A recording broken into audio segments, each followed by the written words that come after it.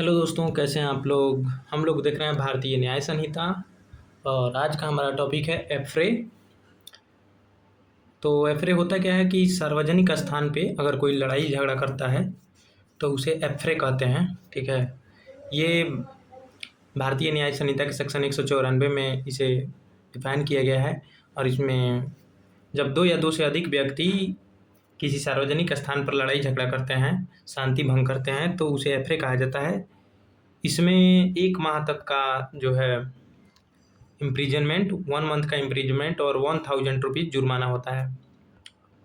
ठीक है, यहाँ पे देख सकते हैं when 2 or more person fight in public place, ठीक है, non as एफ्रे।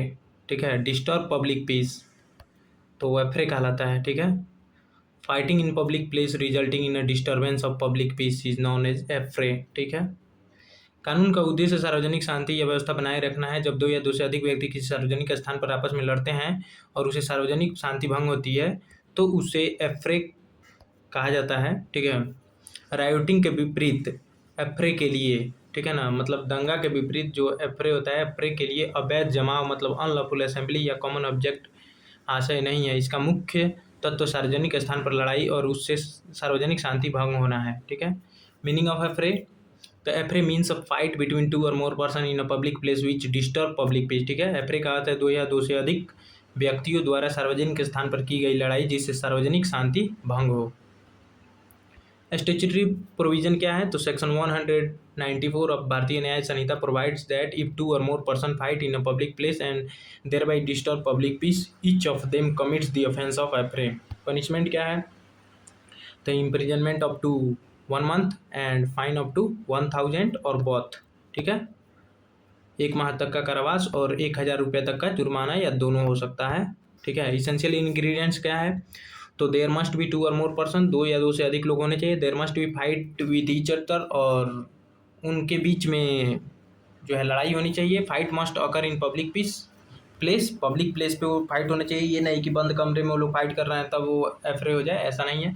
The fight must disturb public piece, और वो फाइट पब्लिक पीस डिस्टर्ब कर रहा हो। ठीक है ना, दो या दो से अधिक व्यक्ति हों, उनके बीच वास्तविक लड़ाई हो, लड़ाई सार्वजनिक स्थान पर होनी चाहिए और उससे शांति भंग हो। ठीक है, इलस्ट्रेशन क्या है, 2 person begin fighting in a busy market, their fight cause panic among the public and interrupt the normal activity, this amount to एफरे।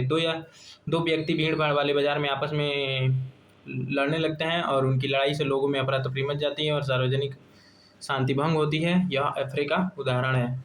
कुछ और example, 2 drivers quarrel and start physically fighting in middle of a public road blocking traffic, this is affray.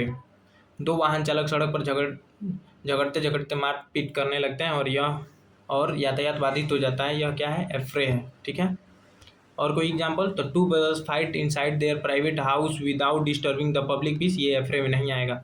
2 भाई अपने निजी घर के भीतर आपस में लड़ते हैं और उससे सार्वजनिक शांति भंग नहीं होती, सामान्यतः यह एफ्रे नहीं होगा क्योंकि लड़ाई सार्वजनिक स्थान पर नहीं हुई और उससे शांति भंग नहीं हुआ। डिफरेंस देख लेते हैं राइटिंग और एफ्रे में, तो writing requires an unlawful assembly, लेकिन एफ्रे requires only 2 or more person. ठीक है ना, और common object is essential, writing में कॉमन ऑब्जेक्ट इसेंशियल है लेकिन एफ्रे में कॉमन ऑब्जेक्ट का इसेंशियल मतलब कॉमन ऑब्जेक्ट जरूरी नहीं है। ठीक है ना, अनलॉफुल असेंबली किस में जरूरी होता है, राइटिंग में।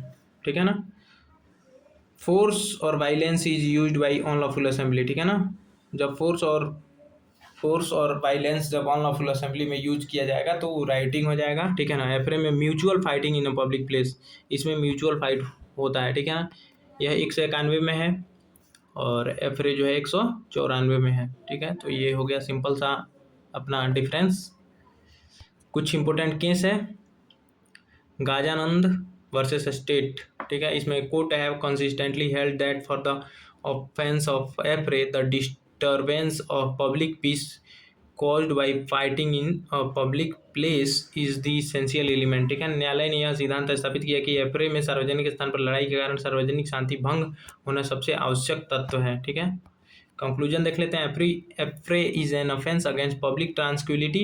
It's essence lies in a fight between two or more person in a public place that disturbs public peace. Unlike rioting, it does not requires an unlawful assembly or common object. ठीक है, एफ्री सार्वजनिक शांति के विरुद्ध अपराध है। इसका मुख्य आधार सार्वजनिक स्थान पर दो या दो से अधिक व्यक्तियों के बीच लड़ाई तथा उससे सार्वजनिक शांति भंग का होना है।